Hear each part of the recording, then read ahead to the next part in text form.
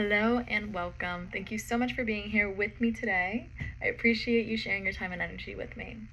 If you like this video about abundance and hoarding, please give it a thumbs up, subscribe, and share your thoughts in the comments. Thank you. So, abundance and hoarding. I have seen this mostly in poverty consciousness and lack mindset, but it can apply to most likely anyone. There is abundance all around us. Everything just is. There are infinite universes, honestly, I'm pretty sure there are. There is just infinite space. There's infinite atoms and molecules and particles of everything. There is infinite. There is infinity just is. There is everything. You know what I mean? There is everything, honestly. And so the problem is not with our resources. The problem is in our mind and what we can perceive.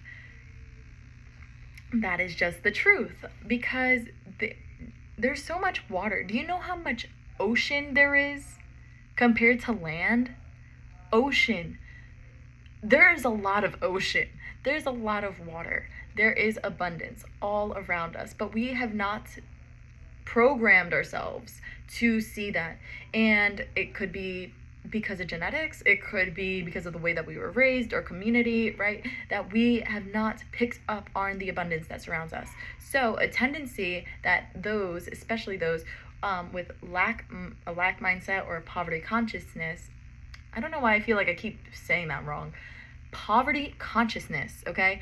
Those with a poverty consciousness or lack mindset, they have a tendency to hold on to things. They just love to hold on to things. That old torn up sweater from the 6th grade, they still have it in their closet. That old bed sheet from when they were 2 years old, they still have that in their laundry room. They have books they've never opened that they will never open, but it helps, I don't know, it gives them a sense of security. I really think that's what it is. That's why we hoard onto things. And this was really big after, I think, one of the Great Depression in the United States. That's what I heard. The Great Depression in the United States, there was just so much lack in the world that when people started to accumulate things again, they started to accumulate, and they would just hoard things. They would just hold on to things. And there are reasons why this is not good.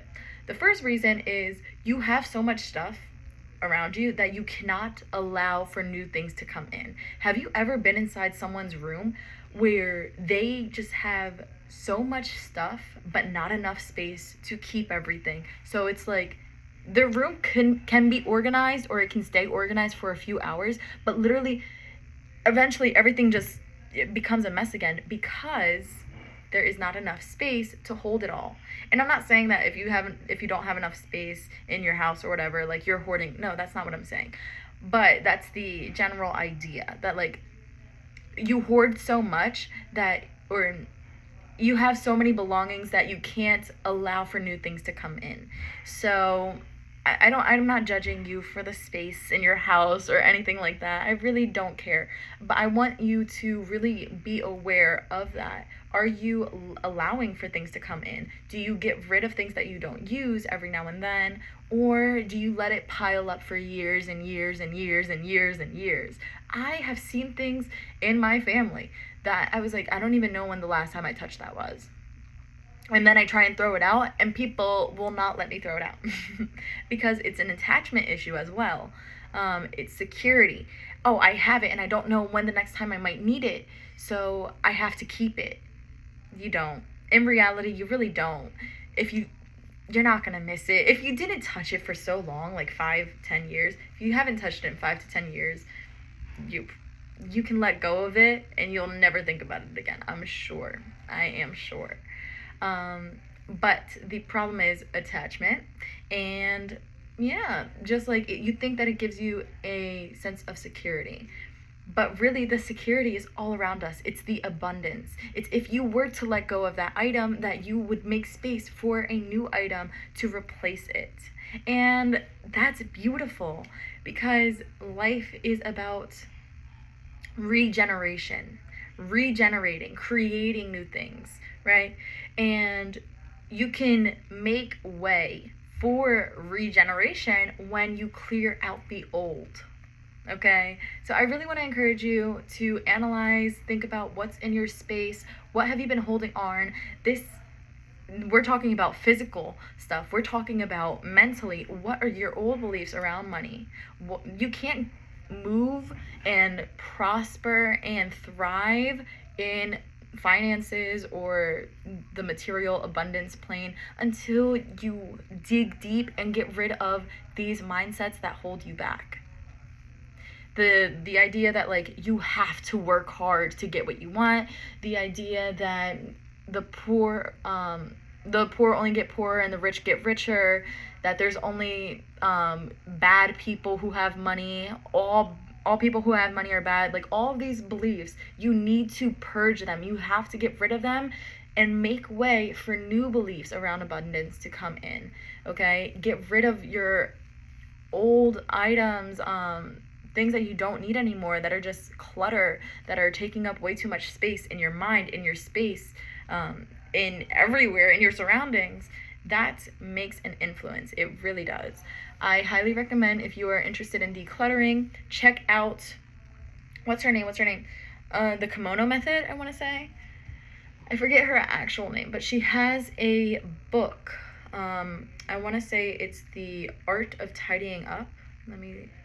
I don't want to tell you the wrong thing. The Life-Changing Magic of Tidying Up, Marie Kondo. Read that book. Watch her Netflix show. I'm proud of her. She is changing people's lives because we just hold on way too much. It's okay to let go. I want to encourage you to let go of the past, to let go, because you have to let go if you want to keep pushing it. You want to keep going forward, you have to let go. I'm telling you, this is the first step. Understand what it is that you're keeping in your space, in your life, that is taking up way too much room, that you don't need anymore, that you've outgrown, okay? And allow yourself, accept it. Don't feel bad. And she talks about this in her book, The Life-Changing Magic of Tidying Up. Check it out, Marie Kondo. She mentions that if you bought a dress and you never wore that dress, and you're never gonna wear that dress, it's still okay to throw it out or give it away. And her reasoning being is that it already served its purpose. If its purpose was literally a second of pleasure when you bought it, then it served its purpose. Okay? You don't have to hold on to it in hopes that maybe one day you'll wear it. In reality, you probably won't, because you haven't worn it yet. So allow things to serve their purpose and understand when that time has come, and be honest with yourself. Thank the item. Be like, thank you. I can let go of you now. And let go. All right. Thank you so much for watching this video. I believe in you. You can do this. All right. Keep me posted on your transformations, especially if you read her book or watch her Netflix series. Please let me know what you think. I have felt so much better after doing my clothes and my closet. Not my clothes in my closet, my clothes in my drawers. I did her method, and books actually. I still have to go through the rest of it, which is like sentimental stuff, and the kitchen, which is really difficult. Really difficult, because I live with so many other people. So yeah. Anyway, that's about me. But when I did it, I felt really good. My area just felt brighter, it felt fresh, and her goal is to be surrounded by things that you love. Be surrounded by things that you love. And I love that so much. I really do. You don't have to hold on to things past their expiration, past their date. Once it has served its purpose, thank it, let it go, move on, so that you can experience even more abundance. I hope this helped. Let me know what you think, please, and thank you. Thank you so much for supporting me and sharing your precious time and energy with me. Have a beautiful rest of your day. Peace out, Girl Scout.